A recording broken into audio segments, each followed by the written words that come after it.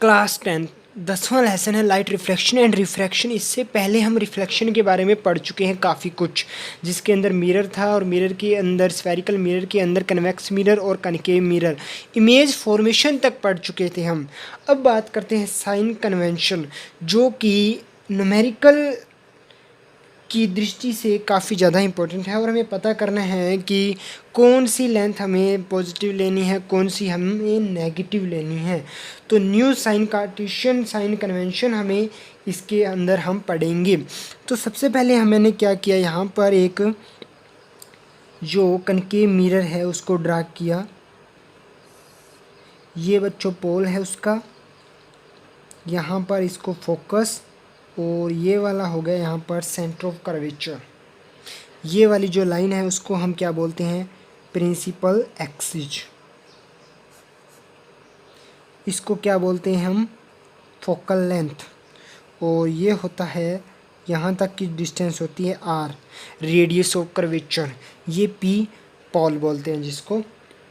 पहला रूल ये है कि हम कोई भी डिस्टेंस मेजर करेंगे इस साइड या इस साइड, वो हमेशा हम कहाँ से करेंगे, पोल से करेंगे, ओरिजिन से करेंगे। अब बात करते हैं कि हमें डिस्टेंस, मान लो ये डिस्टेंस है, किसी ने बोल दिया कि पोल से इस साइड इतनी दूरी पे हमने ऑब्जेक्ट रखा है। तो सबसे पहले पोल से ऑब्जेक्ट की जो डिस्टेंस है उसको हम u से डिनोट करेंगे, u से। और मान लो कहीं पर इमेज बन गई इसकी, मान लो ये इमेज बन गई। अब इस इमेज की और पोल के बीच की जो डिस्टेंस है उसको हम v से डिनोट करेंगे। हाइट ऑफ ऑब्जेक्ट को हम h से डिनोट करेंगे और हाइट ऑफ इमेज को हम h डैश से डिनोट करेंगे। इसको हम ए बी लिखेंगे, यदि जो इमेज उल्टी बनी है तो ऐसे लिखेंगे इसको ए डैश बी, सॉरी ए डैश बी डैश, ऐसे लिखेंगे।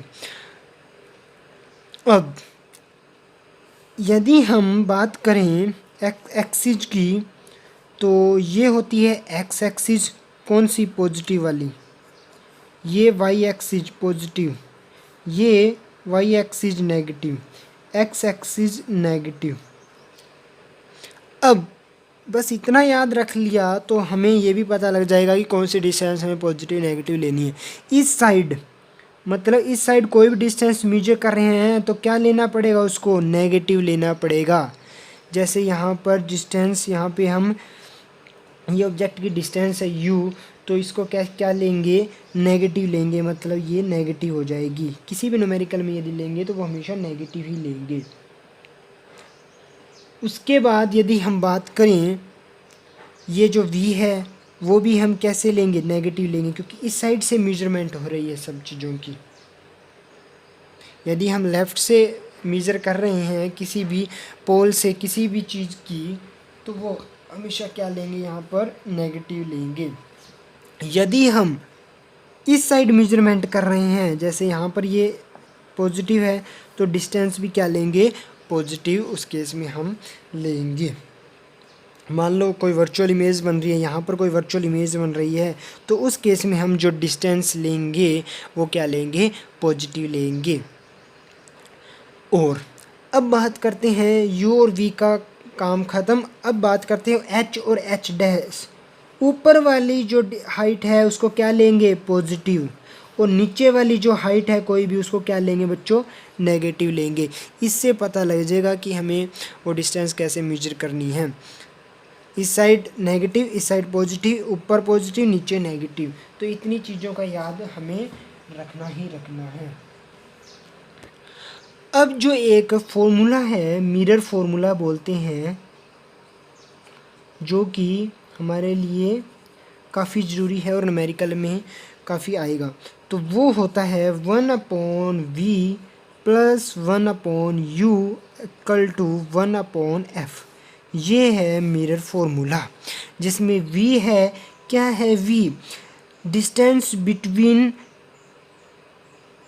Image and pole. पोल और इमेज के बीच की जो डिस्टेंस है उसको v बोलेंगे। u किसे बोलेंगे, जो ऑब्जेक्ट ली है ऑब्जेक्ट और पोल के बीच की डिस्टेंस को हम यू लेंगे, और एफ का मतलब इसकी फोकल लेंथ, ये वाली लेंथ न्यूमेरिकल करेंगे तो उसमें समझ में आ जाएगा। एक चीज़ और है जो काफ़ी ज़्यादा इम्पोर्टेंट है, वो होता है बच्चों मैग्नीफिकेशन, उसको आवर्धन बोलते हैं। ये क्या होता है, रेशियो होता है। रेशियो किसका, हाइट ऑफ द ऑब्जेक्ट। देखो मैग्नीफिकेशन को हम किससे डिनोट करेंगे, एम से डिनोट करेंगे। वो होता है H dash upon H. H dash का मतलब बच्चों, इसको एच डैश मैंने पहले से बोल दिया, ये क्या होता है, height of the image, and H का मतलब हाइट ऑफ द ऑब्जेक्ट। तो ये मैग्नीफिकेशन होता है, ये रेशियो होता है magnification. It is a ratio of between the height of the image and height of the object. और कन्वेक्स जो मिरर के हिसाब से हम करें तो m equal to H dash upon H, उसको क्या लिखेंगे, माइनस वी अपॉन यू। ये फॉर्मूला हमें, यदि हम मिरर के केस में कोई भी न्यूमेरिकल कर रहे हैं तो ये हमें याद रखना ही रखना है। जो नेगेटिव साइन होता है वो हमेशा इंडिकेट करता है कि जो हमारी इमेज है वो रियल बन रही है, और पॉजिटिव साइन क्या इंडिकेट करता है कि जो हमारी इमेज है वो क्या बन रही है, वर्चुअल बन रही है। क्यों, क्योंकि इस साइड जो भी इमेज बनेगी वो वर्चुअल बनेगी, और इस साइड हम साइन कैसे ले रहे हैं, पॉजिटिव। इस साइड जो भी चीज़ बनेगी, मतलब इमेज बनेगी, वो क्या बनेगी, हमेशा रियल बनेगी। और रियल इमेज इस साइड है तो इस साइड क्या लेंगे, हम उसको नेगेटिव लेंगे। तो ऐसे भी इसको लर्न कर सकते हैं। उसके बाद हम रिफ्रैक्शन की बात करेंगे। हमने क्या किया है, ग्लास स्लैब ली, जो कि क्या है बच्चों, एक डेंसर मीडियम है। डेंसर मीडियम का मतलब उसके अंदर जो पार्टिकल्स है काफ़ी पास है, और उसके दोनों तरफ क्या है, एयर है। और एयर क्या, कौन सा मीडियम है, रेयर मीडियम है। इसके अंदर जो पार्टिकल्स है दूर दूर मतलब रहेंगे। जब भी कोई इंसिडेंट रे, मतलब किसी रे को हम इंसिडेंट करवाएंगे इसके ऊपर पॉइंट ऑफ इंटरफेस पे, तो उसकी जो स्पीड ऑफ लाइट है वो चेंज हो जाएगी, जो डायरेक्शन ऑफ प्रोपोगेशन है वो उसकी चेंज हो जाएगी। तो इसको ही रिफ्रैक्शन बोलेंगे। यहाँ पे हम जैसे ही इस रे को इंसिडेंट करवाएंगे तो ये है बच्चों, इधर एयर है वो है रेयर मीडियम, और अंदर वाला है वो डेंसर मीडियम। मतलब जो रे है वो कहाँ जा रही है, रेयर से डेंसर की तरफ जा रही है। तो उस केस में जो रे है वो ये नॉर्मल है, नॉर्मल की तरफ झुक जाएगी। मतलब मैं तुम्हें बना के दिखाऊँ, यहाँ पर मान लो ये ग्लास स्लैब है, यहाँ पे एक रे को मैंने इंसिडेंट करवाया। ये कौन सा मीडियम है, रेयर मीडियम है, और ये कौन सा है, डेंसर, और इधर फिर से कौन आ गया, रेयर मीडियम। ये बच्चों यहाँ पर क्या है, नॉर्मल है। तो ये बिल्कुल सीधी जा रही थी, लेकिन यहाँ पे पॉइंट ऑफ फेस पे जब भी दूसरे मीडियम में जाएगी तो उसकी स्पीड है वो चेंज आएगी, उसकी वजह से वो क्या हो जाएगी, बेंडिंग हो जाएगी। जब रेयर से डेंसर की तरफ जाएगी तो उसको नॉर्मल की तरफ झुका दो, ये नॉर्मल है, इसकी तरफ झुक गई, वो इस साइड झुक गई है। तो जब भी रेयर से डेंसर की तरफ जाएगी तो रे ऑफ लाइट क्या हो जाएगी, बेंट हो जाएगी, किसकी तरफ, बेंट टावर्ड्स नॉर्मल। अब उसको सीधा चलने दो, अब सीधा जाएगी वो, कहीं पर भी वो नहीं गई। लेकिन अब आ गया दोबारा से दूसरा मीडियम, अब वही करो काम। क्या होगा, जो रे ऑफ लाइट है वो क्या हो जाएगी, बेंट अवे फ्रॉम नॉर्मल। अब की बार वो क्या हो जाएगी, नॉर्मल से दूर चली जाएगी। इस केस में बैंड अवे टावर्ड्स हो रही थी, तो इस केस में क्या हो गई, वो दूर चली गई। तो यहाँ पर देखो जो बेंडिंग हो रही है ना, ये दोनों चीज़ें इक्वल है, बिल्कुल ये पैरेलल है। जो इंसिडेंट करवाई और ये यहाँ से निकली है, इसको हम एमर्जेंट रे बोलते हैं। ये जो यहाँ से निकली है उसको एमर्जेंट रे बोल देंगे, और इस एंगल को हम क्या बोलेंगे, एंगल ऑफ इमर्जेंट बोलेंगे। यहाँ पे जो ई.ओ. है, ये वाली जो ई.ओ. है वो क्या है, इंसिडेंट रे है। फिर यहाँ से यहाँ तक जो क्या हुआ, यहाँ पे रिफ्रैक्शन हुआ, तो ये ओ डैश क्या है, यहाँ पर रिफ्रैक्टेड रे है। क्या है, रिफ्रैक्टेड रे है। फिर ओ डैश एच, ये क्या है बच्चों, एमर्जेंट रे है। तो यहाँ पर ये हमने एक चीज़ नोटिस की, जो ई.ओ. है ये किसके पैरेलल है, यहाँ पर ओ डैश एच के है। मतलब एयर ग्लास इंटरफेस, ये वाला एयर ग्लास इंटरफेस है, और ये कौन सा है, ग्लास एयर इंटरफेस, मतलब दोनों में बिल्कुल इक्वल रिजल्ट हमें मिल रहे थे, इक्वल और अपोजिट रिजल्ट मिल रहे थे। जो रे इमर्ज कर रही थी वो किसके पैरेलल थी, बिल्कुल इंसिडेंट रे के पैरेलल थी। तो ये चीज़ें निकल के यहाँ से आई थी। Refraction is due to change in the speed of light as it enters from one transmit medium to another, मतलब उसकी स्पीड की लाइट जो स्पीड है ना वो उसके चेंज होने के कारण वहाँ पे रिफ्रैक्शन होता है, मतलब लाइट का मुड़ना, लाइट के मतलब जो पाथ है, जो प्रोपोगेशन है उसका वो चेंज हो जाता है। इससे हमें कुछ रिजल्ट निकल के यहाँ से आएंगे।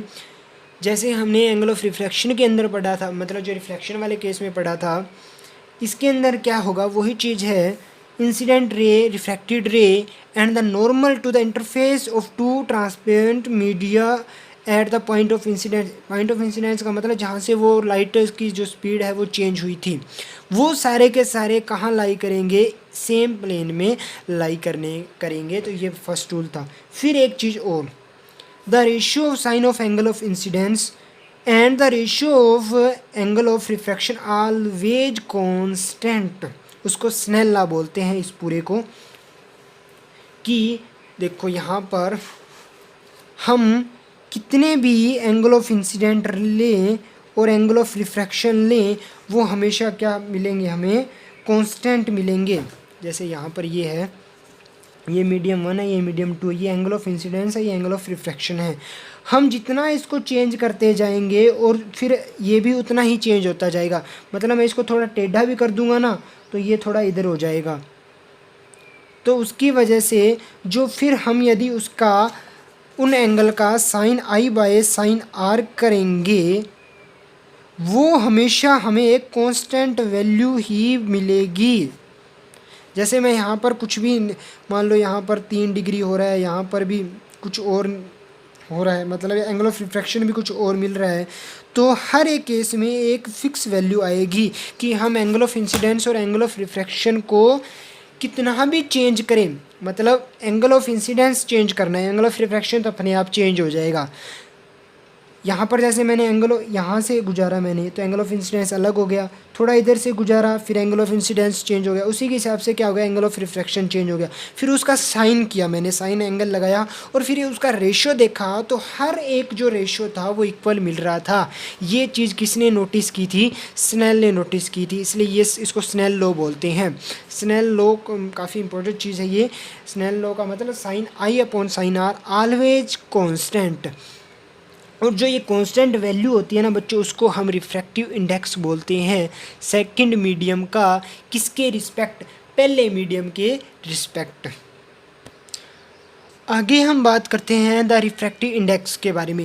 रिफ्रैक्टिव इंडेक्स का मतलब हम स्पीड ऑफ प्रोपेगेशन को, हम लाइट को अलग अलग मीडियम के अंदर मतलब रिलेट करवा के देखते हैं, रिलेशन बना के उनका देखते हैं। कि फॉर एग्जांपल मेरे को रिफ्रैक्टिव इंडेक्स निकालना है दूसरे मीडियम का, 2 मीडियम लिया यहाँ पर, एक मीडियम ये, एक मीडियम ये।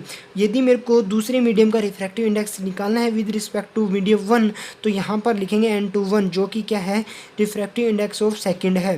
तो वो कैसे होगा, मतलब दोनों की स्पीड ऑफ लाइट को हम क्या करवा लेंगे, उनको रेशियो पता, उनका रेशियो पता कर लेंगे कि मीडियम 1 में स्पीड ऑफ लाइट कितनी है और स्पीड ऑफ लाइट मीडियम 2 में कितनी है, वो पता कर लेंगे। उसको v1 लिख दिया, इसको v2 लिख दिया, तो उस रेशियो आएगा, वही क्या होगा, रिफ्रैक्टिव इंडेक्स आएगा दूसरे मीडियम का। और यदि हम पहले मीडियम का चेक करना चाहते हैं तो वो उल्टा कर देंगे। क्या हो जाएगा, speed of light in medium 2 and speed of light in medium 1 v2 upon v1 हो जाएगा। तो ये दूसरे मीडियम का रिफ्रैक्टिव इंडेक्स हो जाएगा। यदि पहला मीडियम एयर है या वैक्यूम है, then the refractive index of medium 2 is considered with respect to vacuum. this is called एक absolute refractive index होता है जिसको हम सीधा n2 बोल देंगे। जैसे यहाँ पर ये है nm, एब्सोल्यूट रिफ्रैक्टिव इंडेक्स बोलते हैं इसको, मतलब एयर के हिसाब से निकालना हो किसी भी मीडियम का refractive index. Speed of light in air, speed of light in medium, speed of light in air कितनी होगी, c होगा, और मीडियम में क्या होगा, उसकी स्पीड ऑफ लाइट कितनी होगी, v होगी। तो ये अलग अलग, ये जितने भी रिफ्रैक्टिव इंडेक्स दे रखे हैं 1.003 एयर का है, तो ये किसके हिसाब से है, मतलब वैक्यूम के हिसाब से है। वैक्यूम के हिसाब से उनको रिलेट करवा के ये डेटा वहाँ पे निकालना है। जैसे आइस का, वाटर का और अल्कोहल का। फॉर एग्जांपल यहाँ पर जो वाटर का जो रिफ्रैक्टिव इंडेक्स है 1.33 है, इसका मतलब ये 1.33 कहाँ से आया है? The ratio of speed of light in air, वो पता होना चाहिए, वो पता है ऑलरेडी। और सिर्फ हमें क्या चेक करनी है कि speed of light in water कितना है। उन दोनों का जब रेशियो पता किया तो वो कितना है? 1.33। तो वो रिफ्रैक्टिव इंडेक्स किसका हो गया? वाटर का हो गया। तो ऐसे refractive index absolute refractive index बोलते हैं।